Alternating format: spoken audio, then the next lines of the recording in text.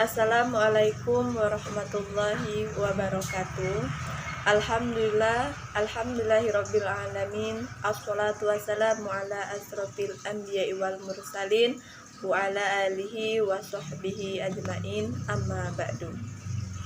Kami dari kelompok 2 ingin menyampaikan materi kami, yakni teori-teori belajar menurut para ahli. Sebelumnya izinkan saya untuk memperkenalkan diri. Nama saya Helen Delvita, NIM 2120210037, dan rekan saya Ayu Permatasari dengan NIM 2120210054. Yang pertama di sini ada teori belajar menurut John B. Watson. Menurut Watson dan para ahli lainnya meyakini bahwa tingkah laku manusia merupakan hasil dari bawaan genetis dan pengaruh lingkungan atau situasional. Tingkah laku dikembalikan oleh kekuatan yang tidak rasional. Hal ini didasari dari hasil pengaruh lingkungan yang membentuk dan memanipulasi tingkah laku. Manusia adalah makhluk relatif yang tingkah lakunya dikontrol oleh faktor-faktor berasal dari luar. Adapun teori belajar behavioristik. Teori ini melihat belajar dengan perilaku atau melihat belajar itu dengan perubahan perilaku atau tingkah laku. Seseorang telah dianggap belajar apabila mampu menunjukkan perubahan tingkah laku. Pandangan behavioristik mengakui pentingnya masukan atau input yang berupa stimulus dan keluaran atau output yang berupa respon. Jadi di teori ini sangat penting masukan atau tadi yang dikatakan berupa stimulus dan keluaran atau output yang berupa respon. Ada beberapa hal yang perlu diperhatikan saat menerapkan teori behavioristik dalam proses belajar mengajar. Yang pertama yaitu memperhatikan perhatian guru atau memperhatikan murid. Perhatian guru terhadap murid ini sangat penting untuk dilakukan. Mengutamakan pembentukan tingkah laku dengan cara latihan dan pengulangan. Lingkungan belajar harus diperhatikan. Jadi di dalam teori ini kita harus memberikan perhatian lebih terhadap murid, dan kita juga harus membentuk tingkah laku yang baik, yaitu dengan cara latihan dan pengulangan. Dan yang paling penting itu lingkungan belajar juga harus diperhatikan. Yang selanjutnya, kelebihan dan kekurangan teori behavioristik. Jadi teori ini pun memiliki kelebihan dan kekurangan masing-masing. Di sini sudah ada kelebihan teori behavioristik. Guru akan terbiasa untuk bersikap teliti dan peka saat kondisi belajar mengajar. Dapat menggantikan cara mengajar atau stimulus yang satu dengan stimulus yang lainnya, sehingga mendapatkan apa yang diterima oleh murid atau respon. Guru lebih sering membiasakan muridnya untuk belajar mandiri, tetapi ketika murid sulit atau kesulitan, baru bertanya kepada guru. Adapun kekurangan teori behavioristik. Tidak semua pelajaran dapat memakai teori belajar behavioristik. Guru diharuskan untuk menyusun bahan pelajaran dalam bentuk yang sudah siap. Murid cenderung diarahkan untuk berpikir linear, konverger, tidak kreatif, dan memposisikan murid sebagai murid pasif. Dalam proses belajar mengajar, murid hanya bisa mendengar dan menghafal yang didengarkan. Selanjutnya yang kedua, teori menurut Ivan Pavlov. Paradigma conditioning klasik merupakan karya besar Ivan Pavlov dari 1849 sampai 1936. Ilmuwan Rusia yang mengembangkan teori perilaku melalui percobaan tentang anjing dan air liurnya. Proses yang ditemukan oleh Pavlov karena perangsangan yang asli dan netral atau rangsangan yang biasanya secara berulang-ulang dipasangkan dengan unsur penguatan yang menyebabkan suatu reaksi. Yang ketiga yaitu menurut Skinner. Menurut Skinner adalah seorang psikologi dari Harvard yang telah berjasa mengembangkan teori perilaku Watson. Menurut Skinner juga perkembangan adalah perilaku. Oleh karena itu, para behavioris yakni bahwa perkembangan dipelajari dan sering berubah sesuai dengan pengalaman-pengalaman lingkungan. Teori-teori belajar yang sering digunakan. Yang pertama ada teori belajar behavioristik, yang kedua teori belajar kognitif, yang ketiga itu teori belajar konstruktivisme, dan yang keempat teori belajar humanistik. 1. Teori behavioristik. Teori ini berisi tentang perubahan tingkah laku yang terjadi karena pengalaman belajar. Dalam perkembangannya, teori ini menjadi aliran psikologi belajar yang memiliki pengaruh terhadap tujuan peningkatan teori belajar dan praktis dalam dunia pendidikan dan pembelajaran. Mungkin ini materi dari saya, selanjutnya akan dilanjutkan oleh teman saya, Ayu Permatasari. Oke, baiklah. Saya Ayu Permatasari.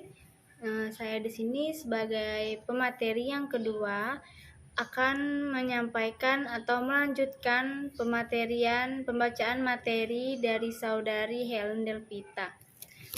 Oke, selanjutnya di sini ada teori belajar kognitif.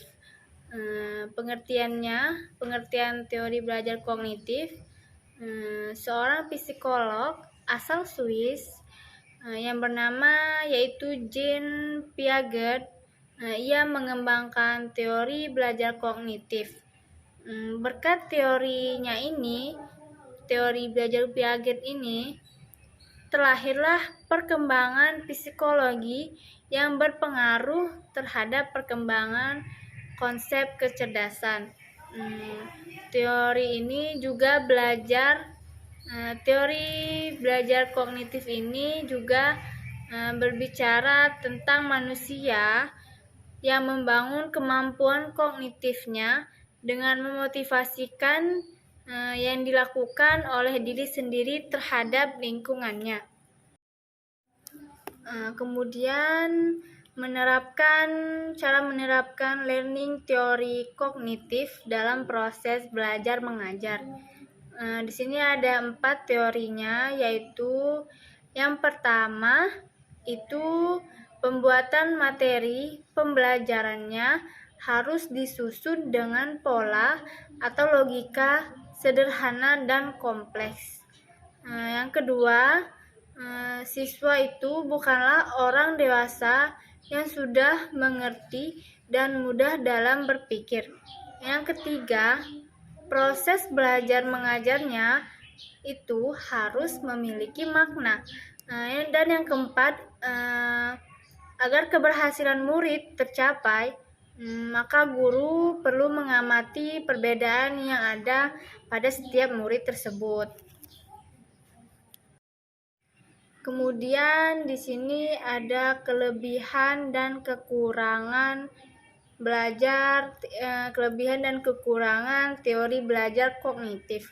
Kelebihannya itu ada 2, yaitu yang pertama memudahkan siswa untuk memahami materi belajar. Yang kedua itu siswa menjadi lebih mandiri dan lebih kreatif. Terus kemudian yang kekurangan teori belajar kognitifnya itu ada 2 juga, yaitu yang pertama, teori ini belum bisa digunakan pada semua tingkat pendidikan. Terus yang kedua, pada pendidikan tingkat lanjut, teori ini susah untuk diterapkan. Kemudian yang ketiga yaitu ada teori belajar konstruktivisme. Teori belajar konstruktivisme ini berdasarkan asalnya, teori ini bukanlah bagian dari teori pendidikan.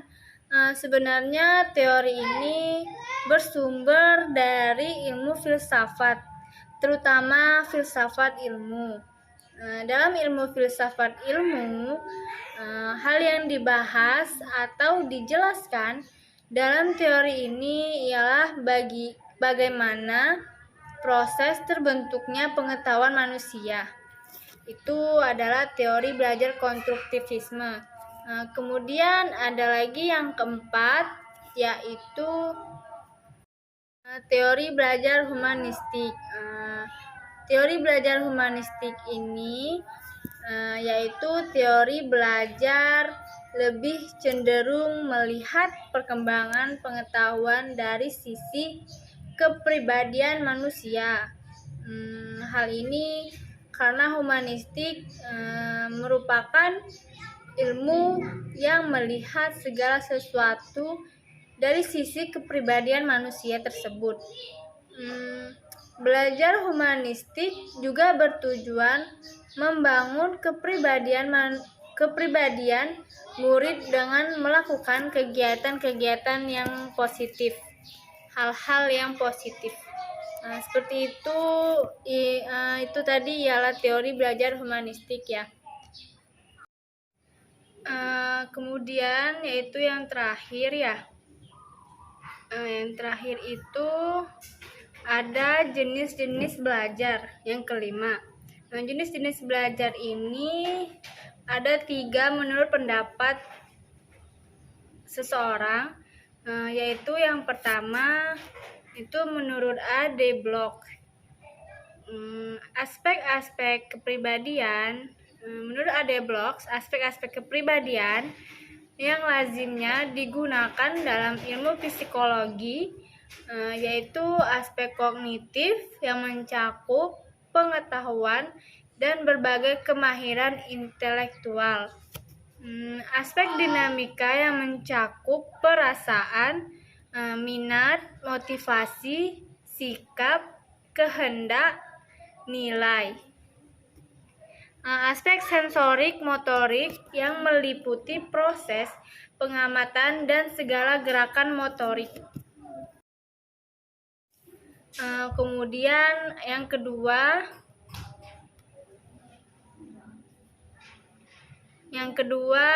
yaitu menurut si Wan Paren. Pengarang ini menaruh banyak perhatian pada variasi dalam bentuk atau jenis belajar. Misalnya orang A, B, dan C diberi tugas untuk menghafal deretan bilangan setelah beberapa waktu. Ketiga orang itu dapat memproduksikan deretan bilang itu dalam urutan yang tepat. Kemudian yang ketiga yaitu menurut Robert M. Gagne, pengarang ini juga berpandang bahwa bentuk atau jenis belajar berjumlah jauh lebih dari satu saja. Mula-mula Gagne menyusun suatu sistematis untuk bentuk belajar yang mencakup pula keempat tipe dasar belajar yang telah dibahas di bab sebelumnya. Baiklah, mungkin itu saja penyampaian materi dari kami kelompok 3. Saya mohon maaf jika ada salah kata. Kepada Allah saya mohon ampun. Saya akhiri, wabillahi taufiq wal hidayah. Wassalamualaikum warahmatullahi wabarakatuh.